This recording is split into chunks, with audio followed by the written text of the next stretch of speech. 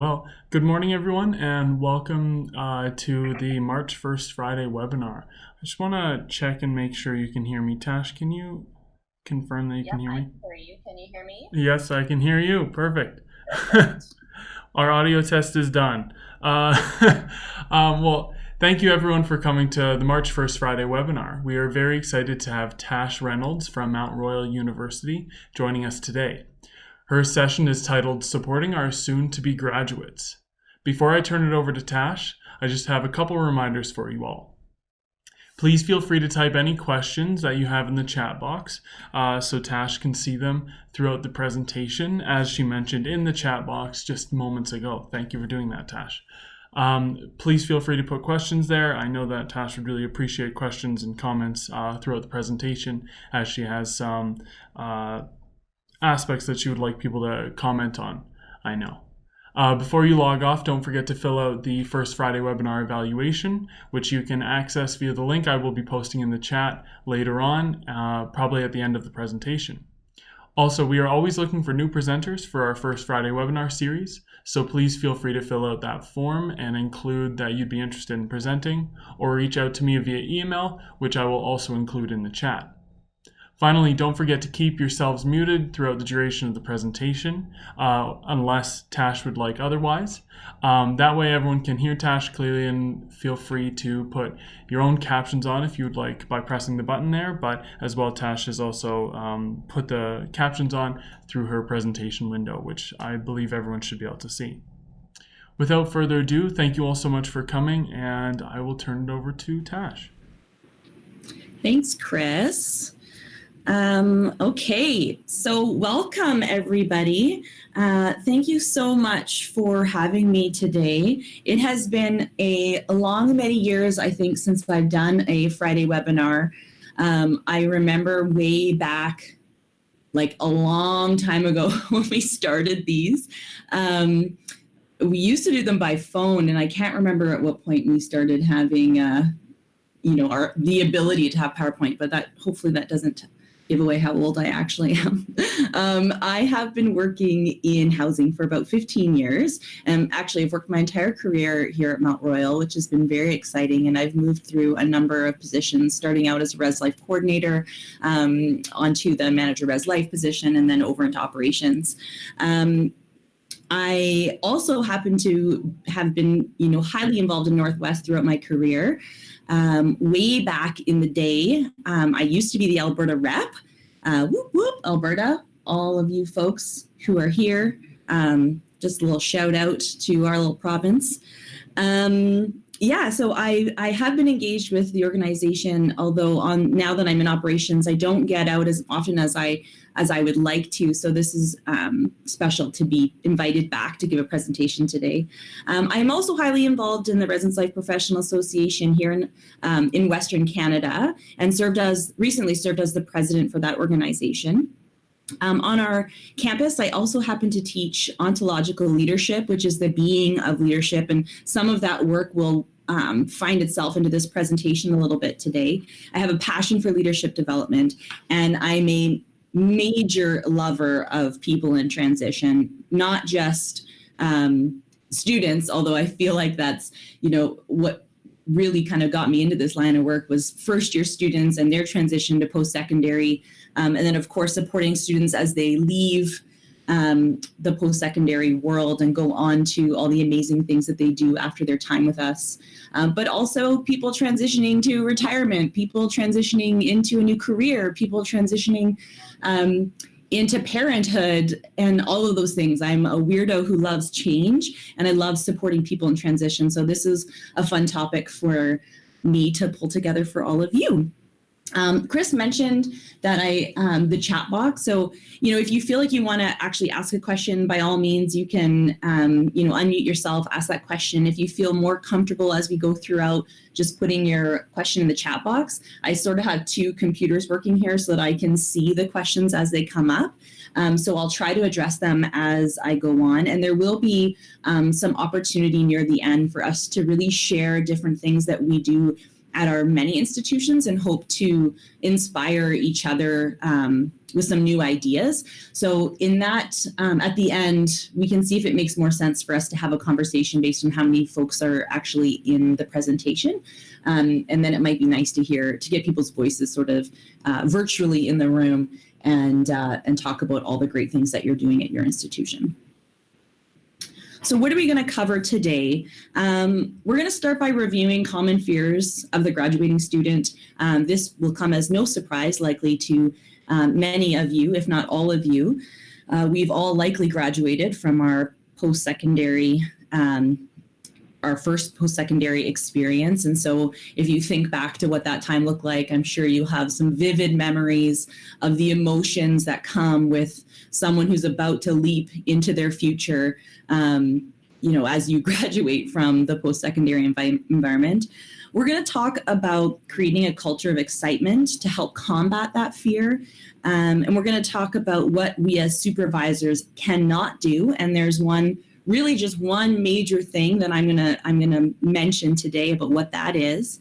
I'm going to introduce you or remind you of Sanford's theory of challenge and support. I am not an expert in this theory. However, I think it's worth having a conversation around to help sort of visually guide you on how we can challenge and support our students as they're about to navigate this new future life that they're entering into. And then at the end, I want to share tools and activities that you can use with your students. And that's the part that I'm hoping we can sort of do together. So if there's something on that list that you have done at your institution or have some experience with and want to share what that looks like from an implementation standpoint, from a strategy standpoint, we'd love to hear from you. If there's something that you do at your institution that's not on the list, would also love to hear that. And then I'm going to guess that there'll be some time for question and answer at the end. So once we navigate through the tools and activities, if anyone has any other questions, we can handle those at that time. Change is hardest at the beginning, messiest in the middle, and best at the end. Robin Sharma is and has been one of my favorite authors and motivational speakers since I was a student in university many, many moons ago. And I love this quote. So I want you to take a moment to just think of your own experience and think, is this quote factual? Is this true for me? Did any change that you've navigated or are currently navigating, and you can think back to your time as a graduating student or just different, chapters of your life that you've gone through, when did it feel the hardest? And when did it feel the messiest? And when did it feel the best? And is this statement true for you? So just take a moment to think about that for yourself. There are so many common fears of the graduating student, and not every student is going to have the same fears, but the same themes tend to come up with all of the groups that I feel like that I've worked with over the past 15 years. And I think it's really important to normalize this for our students. So some of those common fears are around uncertainty of the future. And I'm sure even in our regular lives, we feel this same experience. No matter what that phase is just this uncertainty of what is that going to look like for me? And as a student, you really don't know. You can imagine it, but you really don't know what that's going to look like. So it's a fear. This uncertainty of the future is a fear. The next one is about leaving people, places, and experiences behind. People are sometimes scared to leave their friendships. There's this knowing that that's going to look different. It might be because the student is moving back to their hometown, or their friends are moving back to their hometowns, and there's this natural, break of these relationships from a space and location. Sometimes those friendships and groups of people are the same, but sometimes they're not. And there's this fear about leaving this experience behind that might feel scary or sad for our students. They also have a ton of unanswered questions and what ifs. Where will I live? How much is that going to cost? Can I afford this lifestyle? Will I get a job?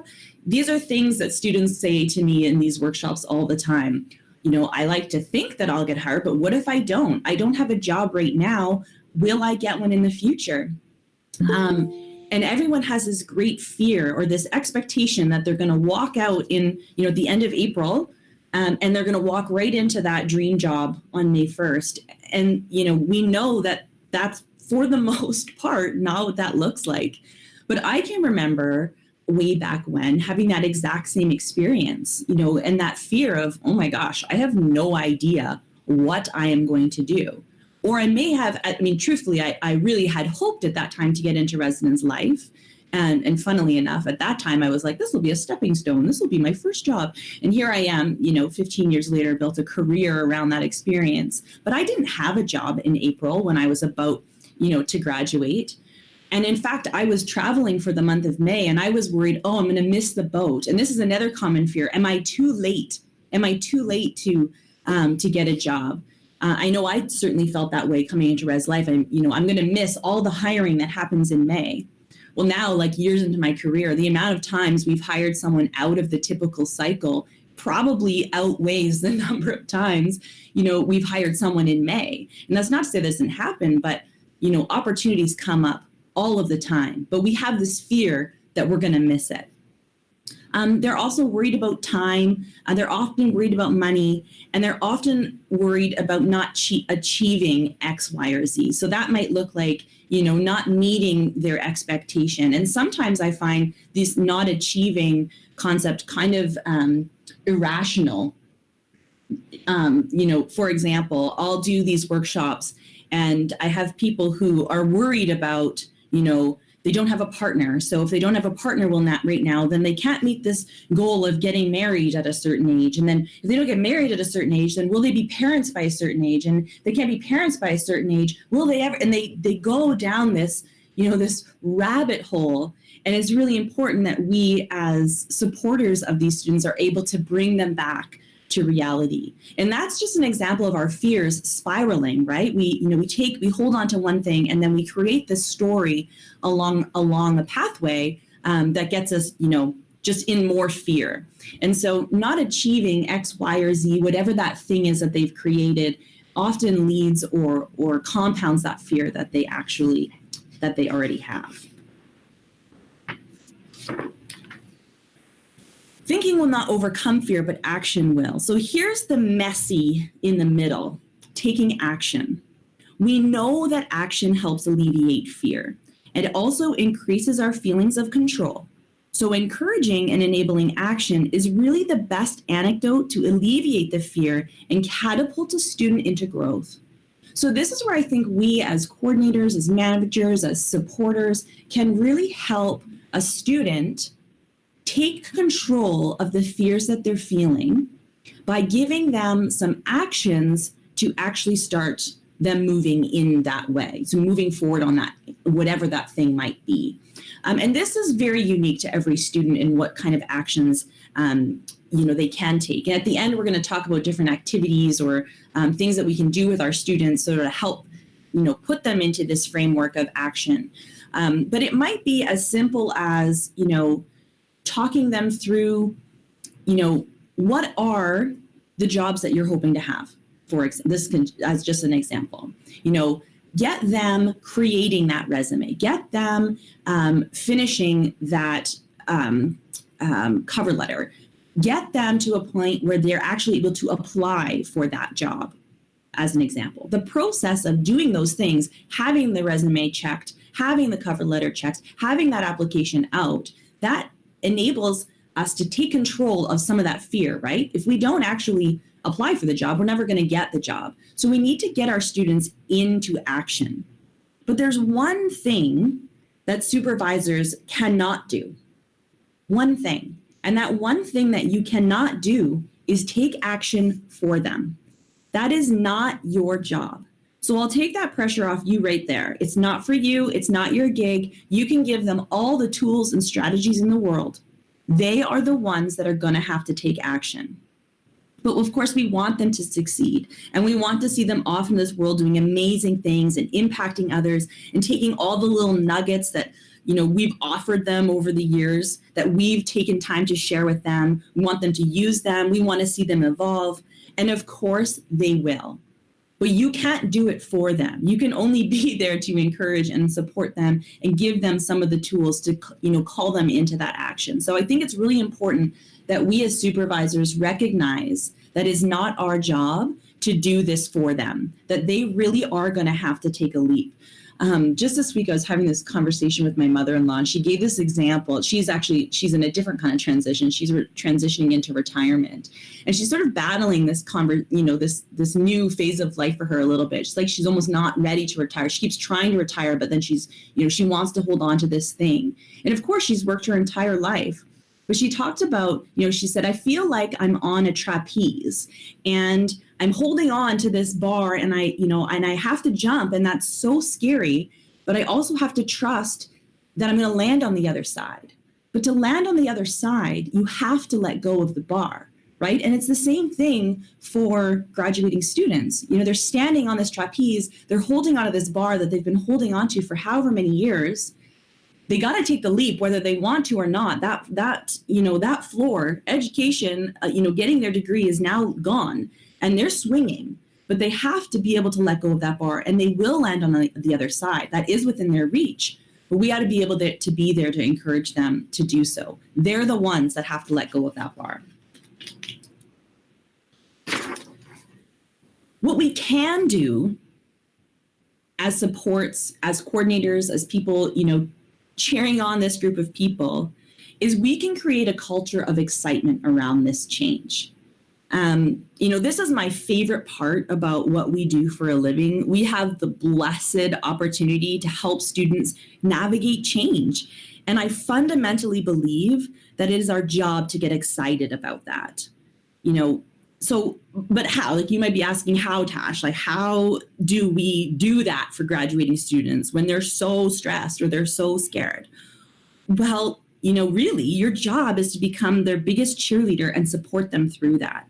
And here are some ways that you can help create that culture of excitement. One thing you can do is remind them of what they have accomplished. The second thing, you can share or show them examples of success. And that might look like successes that they've had throughout the process of their post-secondary experience. And it may also be your story. It might be, how you came through that time. So again, I invite you to take a minute, or maybe you can, jot down some thoughts about, what is your story of graduation? What was your greatest fear when you were about to graduate? What were the things that got you right in the emotional feels, before you were about to? And can you share those experiences and how you overcame them? One thing that I really struggled with when I was leaving post-secondary was this concept of, leaving my friends. And I had so many friends. I mean, especially when we live in residence, you're an RA, your door's always open. There's 30 people that live there. You have all your RAs that are on your team. When I was an RA, there was like 90 people on on our larger team, let alone my friends from school and classes, or other groups and things that I was involved in. I had all of these friends, and I was about to walk away from that. And I was so sad. Like that was really hard. I didn't want to leave that. But the reality is, if I was to look back, I needed to close some of those doors. I needed to thank those people, so that I can make space for future friendships, so I can make space for what was about to come into my life. And I remember going through this exercise as a graduating student and just crying, being like, I gotta thank and say, I may not see this person again. It's important for me to say goodbye to that person, not in a way that's like, I'll never see you forever, but to enable myself to have closure in that relationship so that I can move forward and have space for new ones. So that was a learning that I had that I often share with graduating people. Think about how it all turned out for you. Did it work out? Chances are pretty good, if you're in this room right now, you got a job and you're working and you're hopefully still loving it. And so, you had success. You let go of the trapeze bar and you landed successfully on the other side, and they will too. So knowing that about your story and being able to share that should also help generate that excitement. But also, what was the hardest part of moving on for you? Think about what that looked like. What were your pain points? And then what was the best part? What were the parts that you loved? I will never forget the last exam that I ever wrote. So I finished writing this exam and I walked out and I had nothing to do, like not a thing. No one needed anything from me. No one, I had nothing for this beautiful like moment of school was done. I couldn't do anything to change it. It had happened. I had written my test and I was just in this weird zone of like, wow, this is what it feels like to have no expectations. And it was amazing. Like that was one of the best feelings I feel like I had in my entire post-secondary experience. And I think getting folks excited about that moment, like think about the last paper you hand in or the last thing that you write. There's this amazing feeling that exists with that. And that really only gets to come in that one moment. That's the other thing I think about change and transition is that there is this heightened level of emotion. And if we can shift some of our fears into excitement, it kind of burns its way into our brain and really, catapults us again into the energy of change. Help them visualize future. So when we, in the leadership course that I teach, one of the exercises that we build up to is something called the created future. And the process of that is really helping a student or a person visualize in their brain what future looks like. And then what happens when we do that is we build new neural pathways that then enable those things to show up. I don't know if I put this quote in here, but Robin Sharma had another quote that says something along the lines of, everything we create in life, we must create twice, once in our brains and then in reality. And what he's talking to specifically is the experience of rewiring your brain so that when we see those things in the future, they just come up. It helps us prepare for that. And then the last thing, so you could do some exercises with them to get them visualizing that future. And we'll talk about that again near the end of the presentation. And then lastly, celebrating their successes. Now, I know we do this with our teams every year. At the end of every year, of course, we're celebrating them. But really getting on the one-on-one level with that individual and celebrating that individual successes, whether that have been throughout their university or their post-secondary journey, their journey as a student staff member, and of course, graduating. If you're able to get to their graduation, we try to do that here at Mount Royal to be there for our students that are graduating, be there for them, celebrate with them, create that positive energy around this change. And that will enable them to shift and overcome some of those fears that they're feeling in their minds. Process always involves risk. You can't steal second base and keep your foot on first. So we need to remind them, again, this goes back to action. We need to remind them that they have to leap. They have to take their foot off first base. They have to let go of the trapeze bar. And successfully moving through that change takes planning and imagination. I want you to do an exercise with me right now, secretly in your office. Maybe you're with a group of people. So if you're watching this with a group of people, you can close your eyes to not see each other. But what I want you to do is actually stand up. And I want you to point your finger. So you're just kind of standing, feet or just sort of like shoulder width apart. I want you to point your finger at a 90-degree angle directly in front of you. And then I want you to spin around and point your finger behind as far as you can stretch. I want you to point it behind you. And then come back to the center and put your arm down. Now I can't see you guys doing this, so I need you to remember how far your arm went when you spun around. Now stay standing, because what I'm gonna get you to do right now is I want you to close your eyes, whether you're in a room with someone else or not, close your eyes. And I just want you to imagine yourself doing the exact same thing. Now don't actually lift your finger up, but I want you to imagine your arm lifting up to that 90-degree angle, twisting your arm all the way back around, but this time your arm goes farther. This time it goes farther than it went the last time. And then you spin back around, arm is at the front, and you pull your arm down. Now we're gonna do it a second time. So imagine again, so don't actually do it, but just imagine in your mind, you're lifting your finger up, you're spinning your arm all the way back around, and this time it goes even farther. You're like 3/4 of the way. You can see your arm, out the other side. You've spun all the way around. Okay, now bring that all the way back. Arm is pointing forward and then back down at your side. And we're gonna do it one last time in our minds. We're imagining, we're lifting our finger up. We're spinning all the way around. And this time we're like an owl. Our arm goes all the way to the front. Can you see it in front of you? And then you swing back around and put it down. Okay, so what I want you to do right now is actually do the exercise one more time. So you're standing up. Now you're going to do this. You can have your eyes open or closed, but you're actually physically going to do it. Your arm goes up, points to the front of the room at a 90-degree angle, and you spin it all the way around as far as you can stretch it. And then swing it back and bring it to the front of the room. How many of you were able to swing your arm further that second time and went further than the first time you did? If you did, I want you in the chat box right now to say that, just say, yep, or went further. And if you can like guesstimate how much farther it went, just type in there and show me if you went further or not. We got one that went further. See if there's anybody else in there.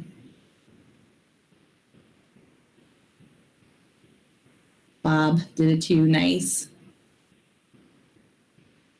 Awesome. So what we know, keep writing in there. If you went further, I want to know that you went further. What we know is that when we practice something in our brains, so you did it twice, really, you physically did it twice, you imagined it more times, but you, in your mind, you practiced. And so on average, people go 25% further the second time they do it, after only imagining it 3 times. So this is an exercise that we can use in our brains, right? These are tools that we can teach students.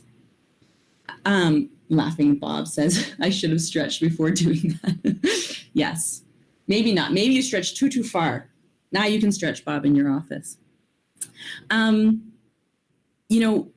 So this exercise is to point to the power of our brain and our ability for our brain to actually create something. And so I talked in the last slide a little bit about, you must imagine to create something, you got to create it twice, once in your brain and once in reality. And so that's what this exercise is showing you. It's showing you the power of your brain, that when you practice something and you use visualization, it enables you to go further and do something you didn't actually think you could accomplish. This is a perfect activity to practice with your students, right? Is to get them to imagine and create the future that they're going to live into once they leave the doors of post-secondary education. That process builds a foundation and framework in your mind that enables that student to go further down the line. It also helps those opportunities show up. So we know when we start talking, it's like I don't know what this would actually be called, but it's like when let's say you want to buy a Jeep. You've decided, I'm going to buy a Jeep. And then all of a sudden, everywhere you go, all you see is everybody driving Jeeps. The second your brain learns something or knows something, it starts to notice it. It's what helps us get more successful. It helps us see more opportunity when we've decided in our brain that something's going to happen. So it's a really powerful activity. Now, the pointing finger thing is just to show you what your brain can actually do. And that exact same strategy works when we're creating and visualizing our future. So next, I want to just briefly talk about Sanford's theory of challenge and support, because this is really what our roles are as support people, as coordinators, as managers, whatever your role might be at your institution. So the basic idea of this theory is that for growth to occur, a person needs a balanced amount of challenge and support that's appropriate for the task. So too much support, and the student will never really learn what they need to grow, what they need to do to grow and develop. Too much challenge, and the student will become frustrated and possibly quit trying. So you can see if you draw, a line that goes directly to the corner of that maximum growth rectangle there. We want to get them in there. We want a balance of challenge and a balance of support. So the more challenging something is, the more support that student might need. But we have to be careful. We can't do too many things for that person. We just have to support them. Now, the tricky part, I think, for this is that this really only works on an individual basis. So if you're supporting a massive group of people, this might not be so helpful. But if you are working one-on-one with your students who are graduating, this is a great theory to kind of keep in mind. Okay, so the last thing I want to do is talk about different tools and activities, and then have a conversation about what it is that you're doing at your institutions that might be beneficial and helpful for those listening today. So these are just some, again, just a brainstorm of things that we've done in the past year at Mount Royal that I've seen done at other institutions. So you could get your group of graduating students together as a support group to help support each other to navigate some of these changes. When I was in university, we had a program that a student could opt into if they were graduating, and we sort of went through 2 weekends together where we went through a series of different sort of professional or some personal development exercises as a group that would help us navigate some of the changes that we were about to experience. So support groups are one tool that you can use. You could do an in-service for graduates. So maybe if you're doing monthly in-services, you have one that's special and unique to that group where you're able to give them strategies and tools to help them be successful as they transition out of post-secondary. You can set up career prep programs, whether you do that within your own program on your own, or if you have supports on campus utilizing your career offices, and bringing in one of those speakers to actually offer the tool. We know that students are most stressed about getting jobs. One thing that I, have noticed, particularly for student leaders on campus, is sometimes they have a really difficult time articulating the skills that they've developed, not only in their roles as student leaders, but also, within the classroom. And so having a career prep program come in and help them articulate some of the competencies that they've developed, not just in their particular role, but in their post-secondary experience as a whole, can help launch that student into that resume writing process that will then enable them to get that job or that career that they're really hoping for. And of course, we know that action alleviates fear. So if we push them into a place of action, it's going to help mitigate some of that fear that they have. Focused one-on-ones. So when I say focused one-on-ones, chances are pretty good that many of you are having one-on-ones with your students or your student leaders. Focusing some of those one-on-one sessions specifically to that transition of leaving post-secondary, moving out of residence, and making sure that student is prepared for that conversation, because it can get emotional and it can be a really difficult thing to navigate for a student. But I think having those conversations and getting them into a frame of mind where they're thinking about that transition then enables you to provide the support that that particular person is needing in the moment. That leads itself into coaching sessions. So you can offer this up to your students. This is something that I often do with different student leaders on campus, is I'll put myself out there and say, listen, if you need an hour of my time and I can help coach you through some of the challenges that you're facing or some of the goals that you want to hit or some of the targets, or even help you work through a strategy of, ending your year strong, you can offer that to students who want to opt into a coaching conversation or opt into that coaching experience, to give them some personalized, tangible strategies to get through and then on to that next level for themselves. Writing letters of recommendations. Sometimes students will ask for those. Sometimes they won't. But if there is some way to recognize the skills and things that they have done for your program, that is a feel-good activity, not only for you, but it's a feel-good for them. And so giving them those letters of recommendation saying, this is where this person is strong, that again builds on that positivity, that level of excitement, that reminds them that they can do this, that they do have a skill set, that they are really great. And those letters of recommendations can really help launch them into a positive mindset.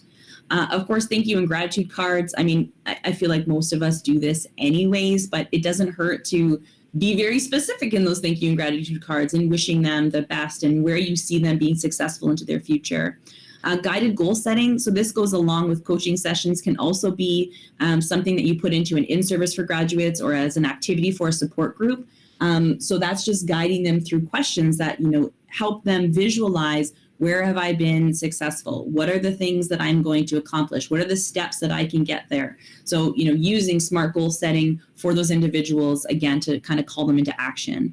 Accountability partners. So you might be an accountability partner for one of your students, or helping your students find accountability partners in each other. Future as lived exercise. So this is sort of a little bit what we just did from the finger pointing and then, that visualizing yourself being successful. A future as lived exercise looks like writing out your future, whatever that might be, and and writing it as though it's already happened. I'm going to tell you. So just recently, I did this exercise with a group of students, and it was amazing. So what we did was we had students take 10 minutes, write down 1 year after graduation. What did their life look like? Where were they living? What had they accomplished? Where were they working? How much money were they making? We got very specific in some of the questions, and we asked them to write it as though it had already happened. So, I'm living in Calgary. I'm living with my partner. I got my dream job doing X. In that dream job, I make X amount of dollars. I'm working out every day. I feel like I'm really making positive choices for my friendship. I've had to say goodbye to this one friend, but I've made this new friend. It might look like someone saying, I'm doing grad school in Australia, and I have this whole new network of people, and they're pushing me and challenging me in these awesome ways. I've learned how to surf. These are some examples that came out of that exercise. And then we have them pair and share. So they would pair up, they would share exactly what they wrote down as if it had already happened. And then the other person would do the same. And then we'd come together as a group, and the partner would then share what they learned from the individual, but they would do it in a way where they'd come to the group and say, guys, I just got off the phone with Tash. You are never going to believe what she has been up to. She just moved to Australia, and she's in the middle of her graduate program. She's got this amazing new group of friends. She's traveled around half of the country over there. She learned how to surf. She's not afraid of sharks. So, and saying this in this energy, and what happens is the person hears someone else share their future as lived.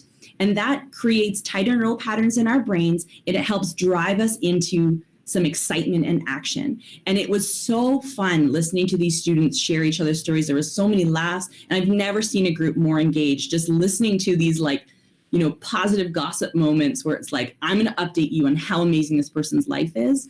And that group left feeling energized about their future and a lot less fearful. So it's a great activity to do.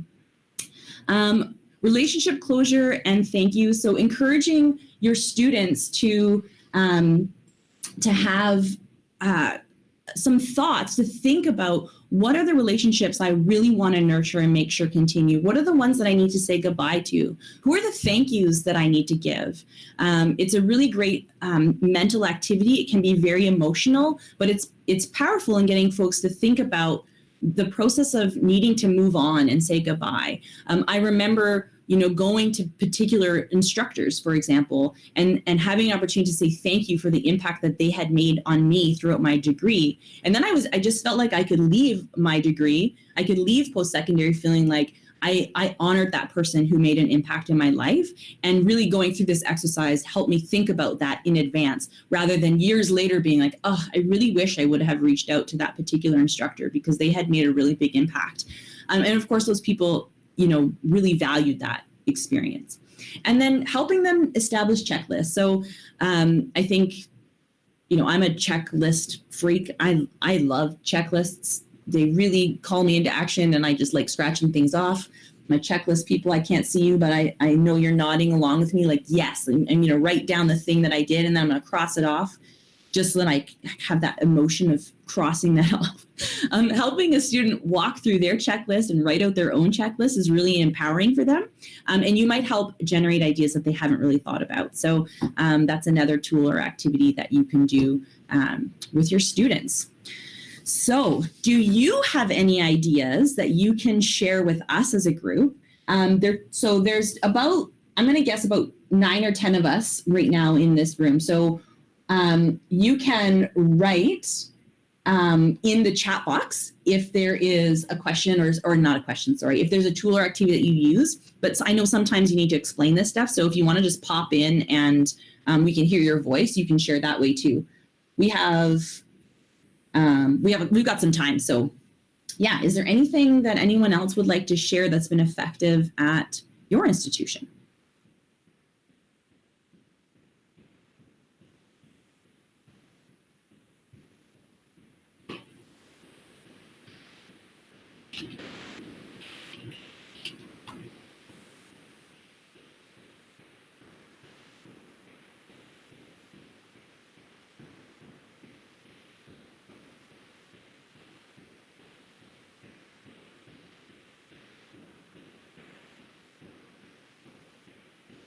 Does anyone want to share if you've used any of these particular tools or activities with your students that have been particularly effective? That might be helpful too as a place to start for someone who may be working with graduates or students who are graduating for the first time. Hi, Tash. Hi, Bob. How are you? Great. Great. I was about to type something in, but it was taking me too long. What I used to do with my student staff who are in their final year of being an RA or final year in their program is I used to encourage them to create kind of a final year bucket list. And so these were just items or things they wanted to accomplish before they had left Mount Royal. And I found this to be helpful for them to think about kind of, what have they done up until this point and what are they still hoping to do during their time. Love it. Thanks, Bob. I'm going to read some of these comments now. So Andrew shares, I use gratitude a lot and I use a few TED Talks to do a presentation and then have them write a note that I then mail to the person they wrote about. Oh, that's so good. I love that. I'm a huge fan of gratitude practices. I write a gratitude list every single morning. It's one of the first things I do when I wake up. I write 5 things that I was grateful for from the night before, or from the 24 hours prior. It's such an amazing tool to help get us into a positive frame of mind. And so thanks for sharing that, Andrew, because I do think that's something that can generate some energy and excitement in a positive way is using gratitude. That's great. And TED Talks, awesome. Pulling people together to learn from those kinds of videos, great strategy. Sarah says letters of recommendations are huge for us at St. Martin's. Thanks, Sarah. Andrew shared a video. So there's a link there if you guys want to click on that and save it in a different window if you want to check that out a little later today. Anything else anyone wants to share?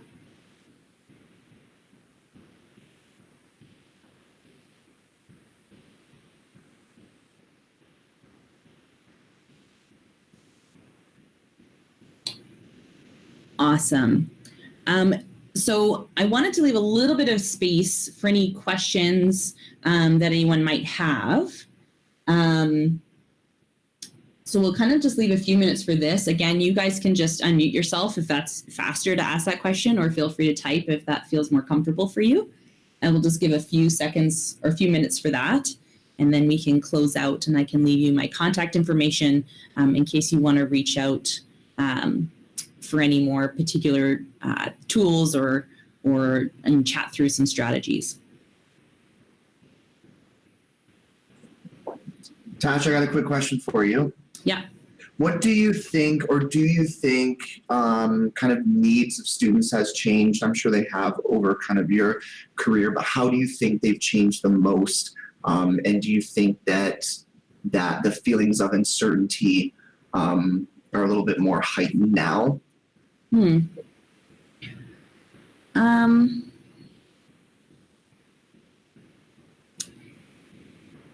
That's a really good question. I don't know that there's been a real big change. I think that, the process of transition looks very similar no matter what new chapter you're about to start.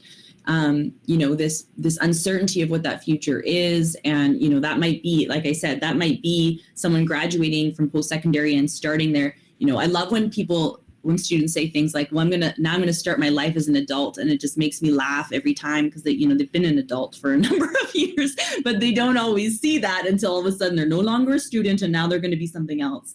But it's a similar process that happens for someone who's about to become a parent for the first time. One day you're not a parent and then the next day you are, and you have anticipation around what that's going to look like.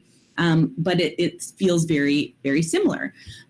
Retirement kind of looks like that. Marriage can look like that. moving to a new city can look like that. One day you live here and then the next day you live there. And so I feel like that, those questions and that fear of unknown still looks the same. I think one interesting change at least in my career time that is different is has been the connection of students with their parents.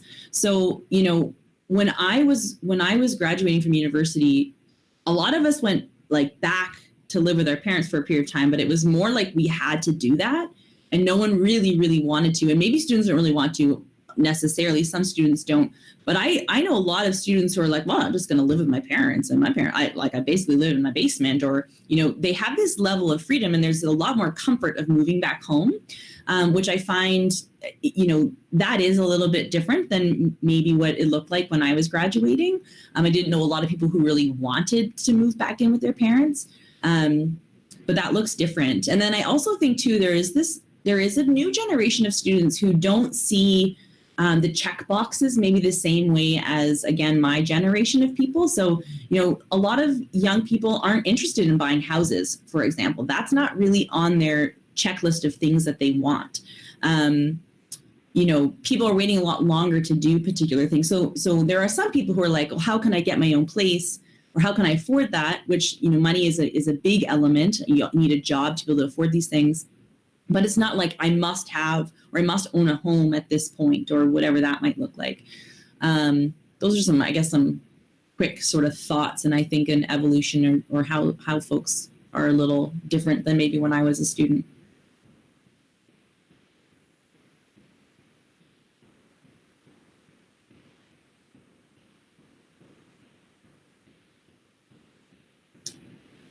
Any other questions?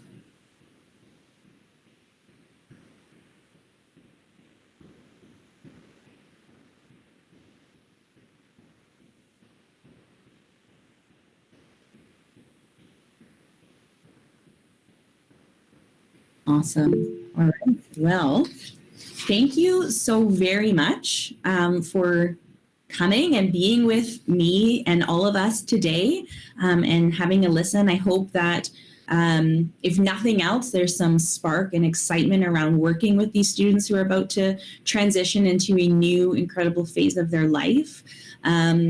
And if you do have any questions that pop up that are burning later, my email here is on the screen. By all means, reach out. If there's any activities that I kind of talked quickly about through the presentation and you'd like some more details or information about that, again, just send me a quick email. I'm happy to share any of that with you.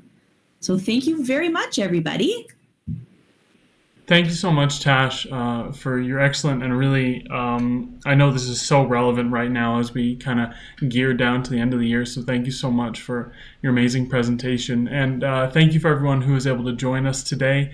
We plan to post this. I made a recording of it. We plan to post this to the Northwest ACUHO YouTube page later on today. So if anyone would like to suggest that to a colleague to watch later or go back to, that would be excellent. I'm also posting just the Google Forms link to our feedback form as well as my email there if anyone has any other questions or would like to present their own First Friday webinar. We have awesome presentations always going on like Tash's today, and we'd love to see other people presenting as well. Thank you all again for coming, and thank you, Tash, so much for your presentation. I know I really appreciate it, and so does everyone else. So thank you again, and have a great weekend, everyone. Thanks, everyone.